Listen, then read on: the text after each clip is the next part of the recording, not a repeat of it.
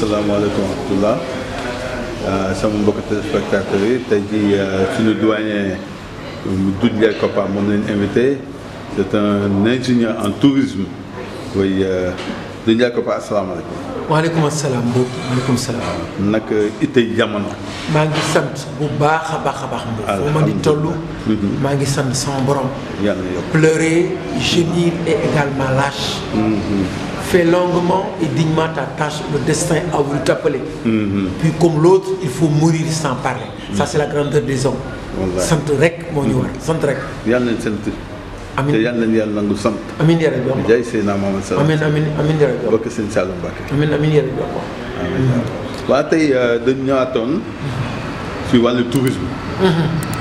parce que du doy. waaw parce que tourisme mooy yor Sénégal. il est tout et tout est dans le tourisme. merci beaucoup. waaw tey ñu bëggoon ñëw ci thème bi. muy fiche la fiche de police. c'est aussi dans le tourisme. Effectivement. Man dama kontaan pour chaque fois que tu fais appel à moi. da ngay indi yu am solo. mbub fiche de police. mooy tourisme. ndax réew yëpp di def tourisme. il faut ñu arriver à contrôler. ñii ñëw seenum réew. di segg seet ndax ñu jub lañu ak ñu jubul lañu.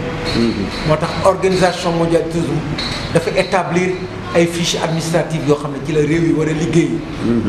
la fiche de police benn document administratif la bu ndaw. boo xam ne képp ku ñëw Sénégal. bëgg fa passer ay vacances. war nañ la ko jox nga remplir ko à partir de l'aéroport. mais à partir de ses lieux d'hébergement. la fiche de police mooy maanaam kayit goo xam ne. dañuy xam yow fan nga jóge. ak nan nga tudd sa numéro passeport ak lépp ak ñan nga àndal nga xam ne ñu la accompagner am leen ak fan nga jóge. c'est des éléments yoo xam ne dafay compléter. kan moo ko war a remplir hôtelier bi bu client bi eggsee balaa dugg ci néeg ba bu ñu ko bàyyee bu mu ñëw sax ba dellu si waat war nañ ko jox une fiche de police mu remplir ko. Sénégal daf ko soxla document administratif la pour bu paree 6 mois yu ne 3 mois yu ne at mu ne dañ koy parachuter mu dem à partir du ministère de l'intérieur. après mu jógee fa soog a dem ministère du tourisme. pour seet at mi juróom benn weer yi mbaa weer yi ñaata tubaab ñoo dugg ci réew mi.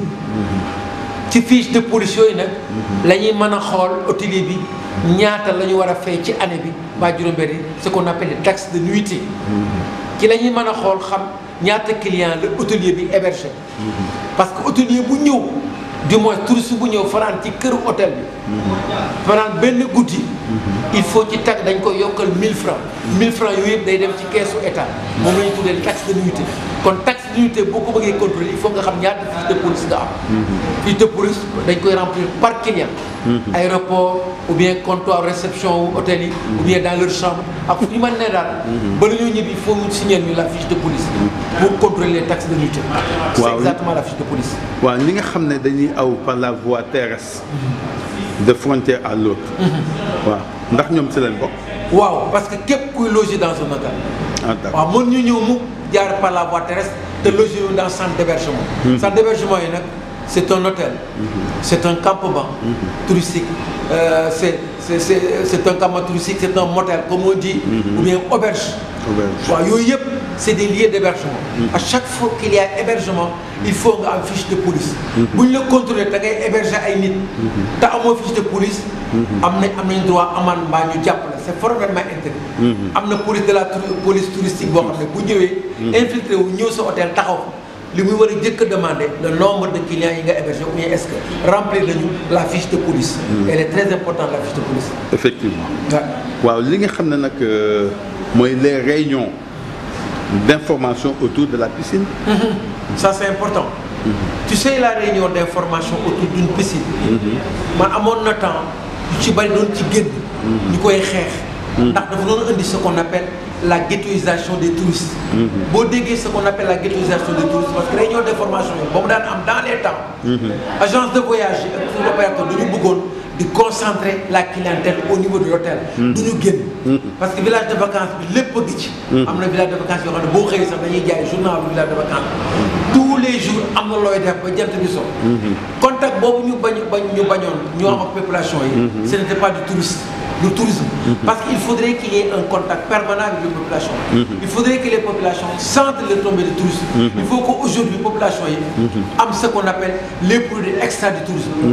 Les réunions d'information, moi, si nous sommes ñu jëleen aéroport def transfert ñëw à l'hôtel ñu guddee lu ñu guddi bu ñëwee réception jox leen fiche de police ñu remplir ko ñu ventiler leen dans les chambres jox leen seen clé ñu fanaan bu ñu xëyee suba ce qu'on appelle la réunion d'information.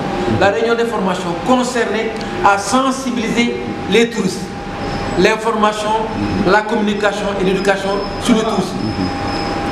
réew mi yi gane si li ñu fi gane si lan la ñu permettre ñu def ko lan la ñu permettre ñu dañ koo def parce que nous sommes un pays indépendant depuis 1960. Le tourisme aujourd'hui est devenu une industrie.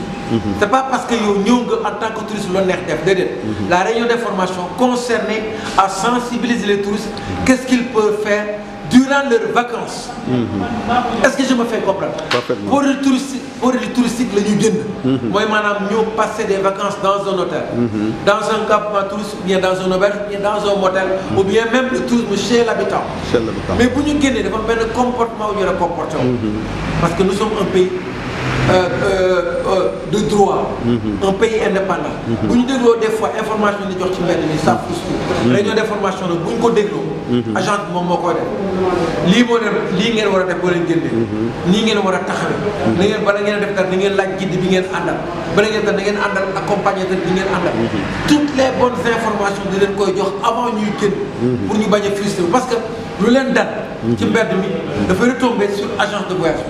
Ils ont le droit avant le départ de faire des réclamations loolu tax réunion d'information di am autour de la piscine.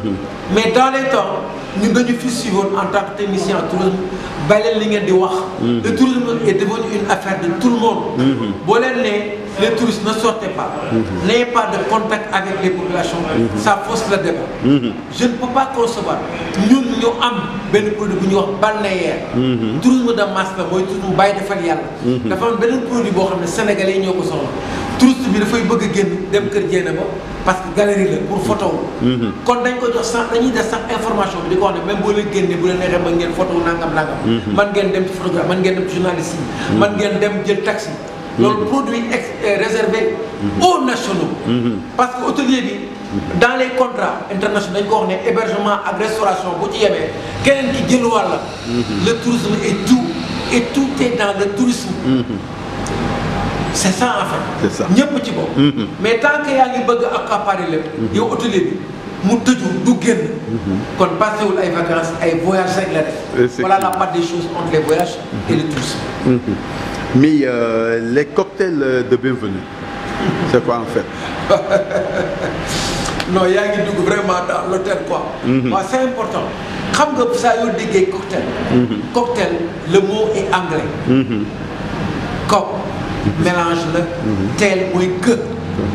Mélange que. Tout à mélange que. Parce que dans les temps, les lords, les grands milliardaires anglais, ils ont des croisières. Ils ont des guiches, ils ont des pays en pays. L'autre, ça peut tout commencer. Dans les années 18 ans, ça a été. Les gens qui ont des gagnards, les gens qui ont des gagnards, ils ont des combats de cop. Combat de cop, pourquoi ils ont des gagnards? Parce qu'ils ont élevé uniquement pour faire. Voilà le cocktail qui est le mélange là.